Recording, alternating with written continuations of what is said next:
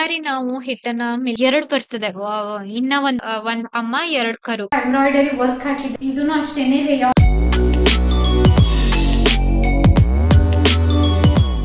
Hello ಸ್ನೇಹಿತರೆ, welcome back to my channel. ಮಂಗಳವಾರದ vlog ಇದು. ಇವತ್ತು ತಿಂಡಿ ಇಡ್ಲಿ ಮಾಡಿದ್ದೆ. ಇಡ್ಲಿನ ಬೇಯೋದಕ್ಕೆ ಇಡ್ತಾ ಇದ್ದೀನಿ. ಈ ಬಾರಿ ನಾವು ಹಿಟ್ಟನ್ನ ಮಿಲ್ ಮಾಡ್ಸ್ಕೊಂಡ್ ಬಂದಿದ್ವಿ ಅಲ್ವಾ, ಇಡ್ಲಿ ರವಾನ. ಸ್ವಲ್ಪ ಕಪ್ಪಾಗ್ಬಿಟ್ಟಿದೆ ಇಡ್ಲಿ ರವಾ. ಏನಕ್ಕೆ ಅಂತಂದ್ರೆ ನನ್ಗನ್ಸೋ ಪ್ರಕಾರ ಮಿಲ್ಲಿಗೆ ರಾಗಿ ಹಾಕಿದ್ರು ಅಥವಾ ಕಷಾಯದ ಪುಡಿ ಹಾಕಿದ್ರು ಅದೇನೋ ಗೊತ್ತಿಲ್ಲ. ಸ್ವಲ್ಪ ಕಷಾಯದ ಪೌಡರ್ ಸ್ಮೆಲ್ ಕೂಡ ಬರ್ತದೆ. ಇಡ್ಲಿ ತುಂಬಾ ಕಪ್ಪಾಗಿತ್ತು ಇವತ್ತು. ಏನೂ ಮಾಡೋದಕ್ಕಾಗೋದಿಲ್ಲ. ಹತ್ತತ್ರ ಒಂದ್ 3 ಕೆಜಿ ಹಿಟ್ ಮಾಡಿಸ್ಬಿಟ್ಟಿದೀವಿ ಅಕ್ಕ ತಂಗಿ ಇಬ್ರುನು ಸೇರ್ಬಿಟ್ಟು. ಹಂಗಾಗಿ ಆದ್ರೂನು ಕೂಡ ನಾನು ಇವತ್ತು ಇಡ್ಲಿ ಮಾಡ್ದೆ. ಅಕ್ಕ ಮಾಡಿದ್ರೆ ಪಾಪು ತಿನ್ಲಿಕ್ಕಿಲ್ಲ. ಪಾಪು ಕಲರ್ ಎಲ್ಲ ನೋಡ್ತಾರೆ ಇಡ್ಲಿದು. ಸ್ವಲ್ಪ ಬೇಜಾರಾಯ್ತು. ಲಾಸ್ಟ್ ಟೈಮ್ ಹಿಟ್ ಮಾಡೋದಕ್ಕೆ ಕೊಟ್ಟಾಗ, ಇಡ್ಲಿ ರವಾ ಮಾಡೋದಕ್ ಕೊಟ್ಟಾಗ ಸ್ವಲ್ಪ ಚಂದ ಮಾಡ್ಕೊಟ್ಟಿದ್ರು, ನೀಟಾಗೆ ಇತ್ತು. ಈ ಬಾರಿ ಹೀಗಾಗೋಯ್ತು. ಇಡ್ಲಿನ ಬೇಯೋದಕ್ಕಿಟ್ಟೆ ನಾನು. ಈ ಪಾತ್ರೆ ಲಿಂಕ್ ಅನ್ನ ಕೊಟ್ಟಿರ್ತೀನಿ ಆಯ್ತಾ.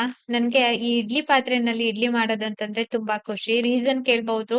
ಪಾತ್ರೆನ ವಾಶ್ ಮಾಡಿ ಅಂದ್ರೆ ಇಡೋದಕ್ಕೂ ಕೂಡ ಚಂದ. ಪಾತ್ರೆ ವಾಶ್ ಮಾಡೋದಕ್ಕೆಲ್ಲ ಚಂದ. ಹಂಗಾಗಿ ಇನ್ನ ಸ್ವಲ್ಪ ಇಡ್ಲಿ ಹಿಟ್ ಮಿಕ್ಕಿತ್ತು. ನಾನು ಹಾಗೆ ಫ್ರಿಡ್ಜ್ ಅಲ್ಲಿ ಇಟ್ಟೆ. ನಾಳೆ ಒಂದ್ ಪ್ಲೇಟ್ ಅಷ್ಟು ಇಡ್ಲಿ ಹಾಕೊಂಡ್ರೆ ಸಾಕಾಗ್ತದೆ ಅಂತ ಇವತ್ತು 2 ಪ್ಲೇಟ್ ಇಡ್ಲಿನ ಹಾಕಿದ್ದೀನಿ.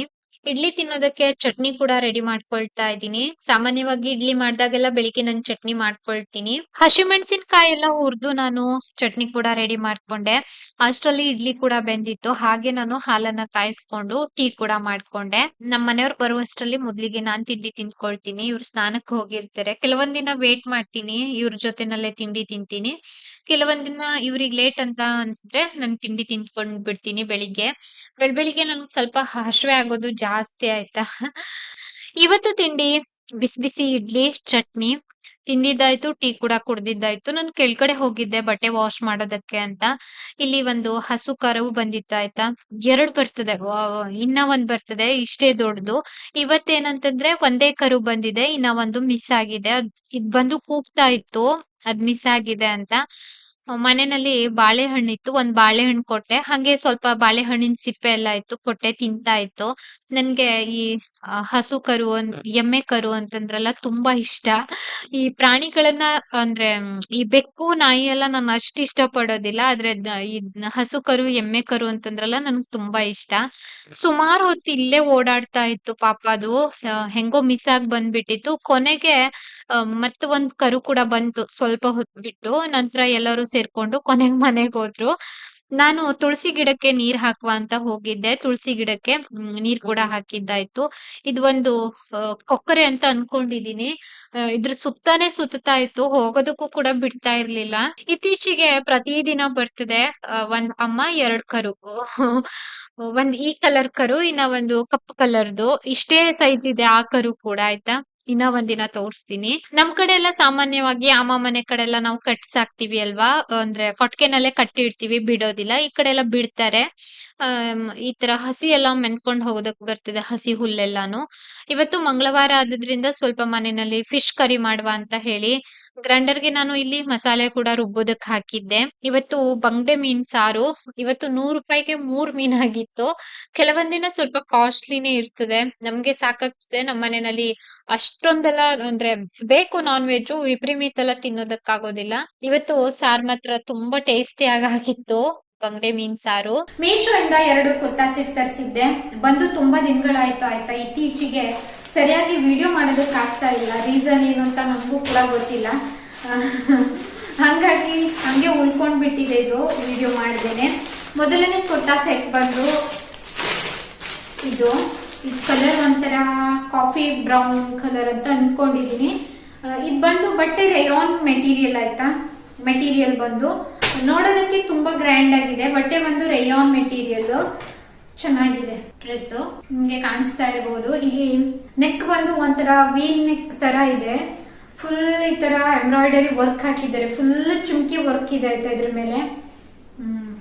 ಈ ತರ ಕೈಗೆ ಇದು ಫುಲ್ ಕುರ್ತಾನು ಇದೇ ರೀತಿ ಬಂದಿದೆ.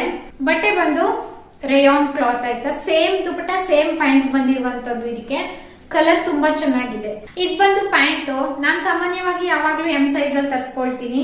ನೀವು ನಿಮ್ಮ ಸೈಜ್ಗೆ ತರಿಸ್ಕೊಳ್ಬೇಕು ಡ್ರೆಸ್ ಅನ್ನ. ಅಂದ್ರೆ ಎಲ್ಲೋ XL ಅಂತ. ದುಪ್ಪಟ ಮಾತ್ರ ಇನ್ನ ಚೆನ್ನಾಗಿದೆ. ದುಪ್ಪಟ ಬಂದು ಸಾಫ್ಟ್ ಮೆಟೀರಿಯಲ್, ಇದಕ್ಕೆ ಈ ತರ ಚಿಮ್ಕಿ ವರ್ಕ್ ಹಾಕಿದ್ದಾರೆ. ದುಪ್ಪಟನು ಅಷ್ಟೇನೆ, ಲೆಂತ್ ಕೂಡ ಚೆನ್ನಾಗಿದೆ, ಹಾಗೇನೆ ತುಂಬಾ ಸಾಫ್ಟ್ ಮೆಟೀರಿಯಲ್ ದುಪ್ಪಟ ಬಂದು. ಎರಡನೇ ಕುರ್ತಾ ಸೆಟ್ ಇದು ಬಂದು ಒಂಥರ ಪರ್ಪಲ್ ಕಲರ್, ಏನು ಅಂತ ಕಂಡು ಹಿಡಿಯೋದಕ್ಕೆ ಆಗ್ತಾ ಇಲ್ಲ. ಇದು colour purple colour kurta set ಇದು ಬಂದು ಚೆನ್ನಾಗಿದೆ. ಇದನ್ನು ಅಷ್ಟೇನೆ, ಇದನ್ನು ರೇಯಾನ್ ಕ್ಲಾತ್ ಅಂತ ಅನ್ಕೊಂಡಿದೀನಿ. ಇದನ್ನು ಅಷ್ಟೇನೆ ರೇಯಾನ್ ಕ್ಲಾತ್. ಸಾಮಾನ್ಯವಾಗಿ ಇವಾಗೆಲ್ಲ ರೇಯಾನ್ ಬಟ್ಟೆಗಳೇ ಜಾಸ್ತಿ ಆಯ್ತಾ, ಅದಕ್ಕೆ ಸ್ವಲ್ಪ ಕಾಟನ್ ಮಿಕ್ಸ್ ಇರ್ತದೆ. ಇದನ್ನು ಅಷ್ಟೇನೆ ಎಂಬ್ರಾಯ್ಡರಿ ಕುರ್ತಾ. ಫ್ರಂಟ್ ಅಲ್ಲಿ ನೆಕ್ ಬಂದು ಈ ತರ ಬರ್ತದೆ ನಿಮ್ಗೆ. ಇಲ್ಲಿ ಕಟ್ಟೋದಕ್ಕೆ ಪುಟ್ಟದಾಗಿ ದಾರ ಕೂಡ ಕೊಟ್ಟಿರುವಂತದ್ದು. ಸ್ಲೀವ್ಸ್ ಬಂದು ಇಲ್ಲಿ ನೆಟ್ಟೆಡ್ ಹಾಕಿದ್ದಾರೆ, ಚೆನ್ನಾಗಿದೆ. ಇದು ಬಂದು ಈ ತರ ನೆಟ್ಟೆಡ್ ಹಾಕಿದ್ದಾರೆ. ಫುಲ್ ಕುರ್ತಾನು ಈ ರೀತಿ ಬರ್ತದೆ. ಕುರ್ತಾ ಕೆಳಗಡೆ ಬಂದು ಈ ತರ ಲೇಸ್ ಹಾಕಿದ್ದಾರೆ. ಇದನ್ನು ಅಷ್ಟೇನೆ ನೆಟ್ಟೆಡ್, ಅದ್ರ ಮೇಲೆ ಬಂದು ಎಂಬ್ರಾಯ್ಡರಿ ಮಾಡಿರುವಂತದ್ದು. ಫುಲ್ ಕುರ್ತಾನು ಈ ತರ ಬುಟ್ಟ ಬುಟ್ಟ ಇದೆ ಆಯ್ತಾ. ಈ ತರ ಕ್ಲಾತ್ ಅಷ್ಟೇನೆ ತುಂಬಾ ಚೆನ್ನಾಗಿದೆ. ಇದು ಬಂದು ಪ್ಯಾಂಟು ಅಷ್ಟೇನೆ ರೇಯಾನ್ ಮೆಟೀರಿಯಲ್ ಅಲ್ಲಿ ಬಂದಿರುವಂತದ್ದು. ಪ್ಯಾಂಟ್ ಕೆಳಗಡೆ ಕಾಲಿಗೆ ಈ ತರ ಲೇಸ್ ಹಾಕಿದ್ದಾರೆ. ಲೇಸ್ ಅಲ್ಲ, ಅದು ನೆಟ್ಟೆಡ್ ಬಟ್ಟೆ, ಜೇಬ್ ಇಲ್ಲ ಇದಕ್ಕೆ. ಇನ್ನ ಇದು ಬಂದು ದುಪ್ಪಟ ಬಂದು ಸಾಫ್ಟ್ ಮೆಟೀರಿಯಲ್ ಅಲ್ಲ, ಇದು ಬಂದು ಇದೇ ಒಂಥರ ಮೆಟೀರಿಯಲ್ ಆಯ್ತಾ. ಇದಕ್ಕೆ ಏನ್ ಹೇಳ್ತಾರೆ ಅಂತ ಗೊತ್ತಿಲ್ಲ, ಆದ್ರೆ ಚೆನ್ನಾಗಿದೆ. ದುಪ್ಪಟನು ಅಷ್ಟೇನೆ ಚೆನ್ನಾಗಿದೆ. ನಿಮ್ಗೆ ಈ 2 ಸೆಟ್ ಅಲ್ಲಿ ಯಾವ್ದು ಇಷ್ಟ ಆಯ್ತು ಅಂತ ಕಾಮೆಂಟ್ ಮಾಡಿ. ಹಂಗೆ ನಾನು ಲಿಂಕ್ ಅನ್ನ ಕಾಮೆಂಟ್ ಅಲ್ಲಿ ಪಿನ್ ಮಾಡಿರ್ತೀನಿ, ಜೊತೆ ಡಿಸ್ಕ್ರಿಪ್ಷನ್ ಅಲ್ಲಿ ಕೊಟ್ಟಿರ್ತೀನಿ. ನಾನು ಬೇರೆ ಬೇರೆ ಬ್ರ್ಯಾಂಡ್ ಗಳನ್ನ ಟ್ಯಾಗ್ ಮಾಡಿರ್ತೀನಿ. ಇನ್ಸ್ಟಾಗ್ರಾಮ್ ಅಲ್ಲಿ ನನ್ನನ್ನ ಫಾಲೋ ಮಾಡ್ತಿಲ್ಲ ಅಂತಂದ್ರೆ ಅಲ್ಲೂ ಕೂಡ ಫಾಲೋ ಮಾಡಬಹುದು. ಅಲ್ಲೇ ಬರೀ ಡ್ರೆಸ್ ವಿಡಿಯೋಸ್ ಮಾತ್ರ ನಾನು ಹಾಕುವಂತದ್ದು. ಎಲ್ಲಾದ್ರೂ ಅಪರೂಪಕ್ಕೆ ಮಿನಿ ಬ್ಲಾಗ್ ಅನ್ನು ಅಪ್ಲೋಡ್ ಮಾಡ್ತೀನಿ, ಇಲ್ಲ ಅಂತಂದ್ರೆ ಬರೀ ಈ ತರ ಡ್ರೆಸ್ ವಿಡಿಯೋನೇ ಹಾಕ್ತಾ ಹೋಗ್ತೀನಿ ಇನ್ಸ್ಟಾಗ್ರಾಮ್ ಅಲ್ಲಿ. ಇವತ್ತು ಬುಧವಾರ, ನೋಡೋಣ, ಏನು ಕೂಡ ಪ್ಲಾನ್ ಇಲ್ಲ ಅಂತ ಇವತ್ತು ನಿನ್ನೆ ಒಂದ್ ಸ್ವಲ್ಪ ವಿಡಿಯೋ ಮಾಡಿದ್ದೆ ಅಷ್ಟೇನೆ. ನೋಡೋಣ, ಈ ಬ್ಲಾಗ್ ಅನ್ನ ಸಂಜೆವರೆಗೂ ಕಂಟಿನ್ಯೂ ಮಾಡ್ತೀನಿ. ರಾತ್ರಿ 10 ಗಂಟೆ ಊಟ ಮುಗಿಸಿ ಕಿಚನ್ ನೀಟ್ ಮಾಡಿ ಬಂದೆ. ಇವತ್ತು ಸ್ವಲ್ಪ ಕಿಚನ್ ಎಲ್ಲ ಡೀಪ್ ಕ್ಲೀನ್ ಮಾಡಿದೆ. ಏನಕ್ಕೆ ಅಂತಂದ್ರೆ ನಾಳೆ ಗುರುವಾರ ಅಂತ. ಪ್ರತಿ ಬುಧವಾರನು ಕೂಡ ಹಂಗೆ ಇರ್ತದ ಆಯ್ತಾ ಕ್ಲೀನಿಂಗು. ಇನ್ನ ಒಂದೇನಂತಂದ್ರೆ ಇವತ್ತು ಸ್ವೆಟರ್ ಹಾಕೊಂಡಿದ್ದೀನಿ, ಸ್ವಲ್ಪ ಚಳಿ ಅಂತ. ತುಂಬಾ ಜನ ಕೇಳ್ತಿರ್ತೀರಿ, ಚಳಿ ಅಂತೀರಿ ಸ್ವೆಟರ್ ಹಾಕೊಳ್ಳೋದಿಲ್ಲ ಅಂತ.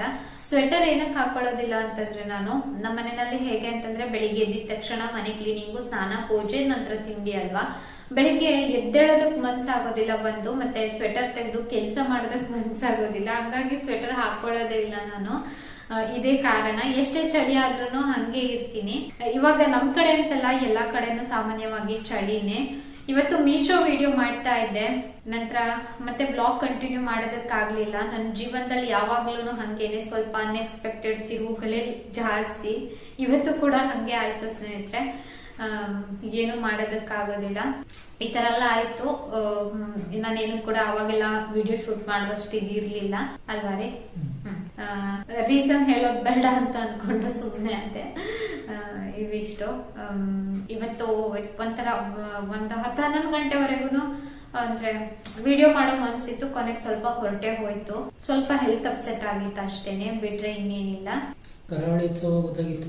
ನಮ್ಮ ಮನೆಯವ್ರಿಗೆ ಕರಾವಳಿ ಉತ್ಸವ ಮಿಸ್ಸಿಂಗ್. ರೀಸನ್ ಏನಂತಂದ್ರೆ ನನ್ಗೆ ಸ್ವಲ್ಪ ಹೆಲ್ತ್ ಅಪ್ಸೆಟ್ ಆಗಿತ್ತು, ಹಂಗಾಗಿ. ಮತ್ತೆ ರಾತ್ರಿ ಏನಾದ್ರೂ ಹೆಚ್ಚು ಕಡಿಮೆ ಆದ್ರೆ ಅಂತ ಭಯಕ್ಕೆ ಹೋಗ್ಲಿಲ್ಲ. ಅಂದ್ರೆ ಇವರು ಹೊರಟಿದ್ದೆ ಎಷ್ಟು ಗಂಟೆಗೆ ಬಾವ ಅವರು?